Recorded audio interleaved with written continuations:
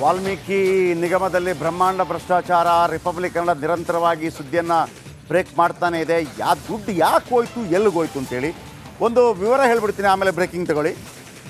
ಈಗ ಈ ವಾಲ್ಮೀಕಿ ಸಮುದಾಯ ಇದೆಯಲ್ಲ, ಬೇಡ ಸಮುದಾಯ ಅಂತ ಕರೀತಾರೆ. ಈಗ ವಾಲ್ಮೀಕಿ ನಿಮ್ಗೆ ಗೊತ್ತಿದೆ, ರಾಮಾಯಣ ಅದೇ ವಾಲ್ಮೀಕಿ, ಎಸ್, ಮಹರ್ಷಿ ವಾಲ್ಮೀಕಿ. ಈ ಸಮುದಾಯ ತುಂಬ ಇದೆ. ಈಗ ರಾಮುಲು ಅದೇ ಸಮುದಾಯಕ್ಕೆ ಬರ್ತಾರೆ, ನಾನು ಅನೇಕ ಬಾರಿ ಹೇಳಿದ್ದೀನಿ. ಇದರಲ್ಲಿರುವಂಥವರಿಗೆ ಭೂಮಿ ಕೊಡೋದಕ್ಕೆ ಈ ನಿಗಮದಲ್ಲಿ ಅವರಿಗೆ ಭೂಮಿ ಕೊಡ್ತಾರೆ.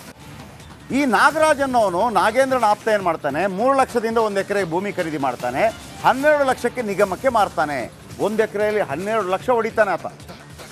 ಆದರೆ ಆ ದುಡ್ಡು ಕೊಡೋಕೆ ಅವನ ಬಳಿ 3 ಲಕ್ಷನೂ ಇರೋದಿಲ್ಲ, ಅವನಿಗೆ 4 ಕೋಟಿ ಬೇಕಾಗುತ್ತೆ. ನಿಗಮದಲ್ಲಿ ದುಡ್ಡಿರುತ್ತೆ, ಆ ದುಡ್ಡು ಕೊಡು ನನಗೆ ಅಂತ ಹೇಳ್ತಾನೆ. ಯಾರು?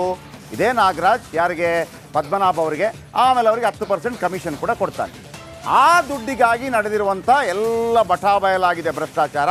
ಇದು ಈ ಕ್ಷಣದ ದೊಡ್ಡ ಬ್ರೇಕಿಂಗ್ ನ್ಯೂಸ್. ಬನ್ನಿ.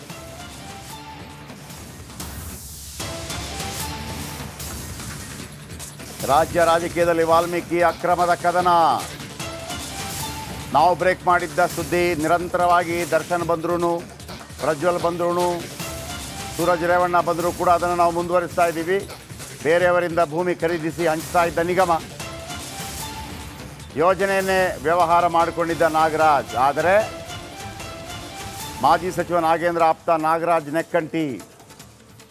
ಹಲವಾರು ವರ್ಷಗಳಿಂದ ಇದೇ ಕೆಲಸ ಮಾಡ್ತಾ ಇದ್ದ ನಾಗರಾಜ್. 1 ರೂಪಾಯಿ ಅವನು ಹಾಕ್ತಾ ಇರಲಿಲ್ಲ. ಎಲ್ಲವೂ ಕೂಡ 0 ಇನ್ವೆಸ್ಟ್ಮೆಂಟಲ್ಲಿ ದುಡ್ಡು ಮಾಡ್ತಾ ಇದ್ದ. ಇದೀಗ ಕಂಬಿ ಎಣಿಸುವ ಹಂತಕ್ಕೆ ಆತ ಬಂದಿದ್ದಾನೆ.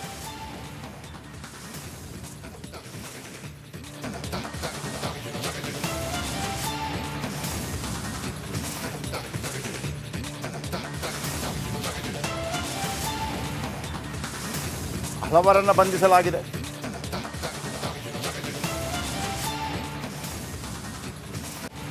ಮೃತ ಚಂದ್ರಶೇಖರ್ ಅವರು ತಾನು ಸಿಕ್ಕಾಕೊಳ್ತೀನಿ ಅಂತ ಆತ್ಮಹತ್ಯೆ ಮಾಡಿಕೊಂಡ್ರು. ಒಂದು ವೇಳೆ ಇವರು ಆತ್ಮಹತ್ಯೆ ಮಾಡಿಕೊಳ್ಳದೇ ಇದ್ದಿದ್ದರೆ ಇಲ್ಲಿ ತನಕ ಇದೇನಾಗ್ತಿದೆ ಅನ್ನೋ ಮಾಹಿತಿ ಗೊತ್ತಾಗ್ತಾ ಇರಲಿಲ್ಲ.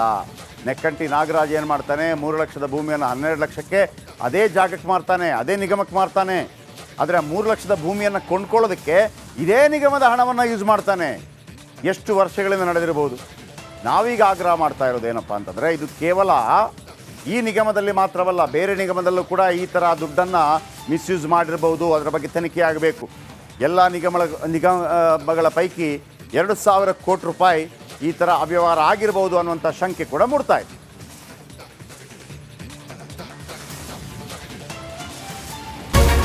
ರಿಪಬ್ಲಿಕ್ ವರ್ಲ್ಡ್ ಆಪ್ ಇದು ಕೇವಲ ಅಪ್ಲಿಕೇಶನ್ ಅಲ್ಲ, ಸಮಗ್ರ ಸುದ್ದಿಗಳ ಸಂಪರ್ಕ ಮಾರ್ಗಕ್ಕೆ ಕ್ರಾಂತಿಕಾರಿ ಬದಲಾವಣೆ. ರಿಪಬ್ಲಿಕ್ ವರ್ಲ್ಡ್ ಆಪ್ ಕೇವಲ ಸುದ್ದಿ ಅಪ್ಲಿಕೇಶನ್ ಅನ್ನ ಪರಿಚಯ ಮಾಡ್ತಾ ಇಲ್ಲ, ಬದಲಾಗಿ ಡಿಜಿಟಲ್ ಸುದ್ದಿ ಬಳಕೆಯ ಹೊಸ ಯುಗಕ್ಕೆ ನಾಂದಿ ಹಾಡ್ತಾ ಇದೆ. ಇದೊಂದು ಬ್ರೇಕಿಂಗ್ ನ್ಯೂಸ್, ಪ್ರಭಾವಶಾಲಿ ಕಾರ್ಯಕ್ರಮಗಳಿಗೆ ಗಟ್ಟಿಯಾದ ವೇದಿಕೆ.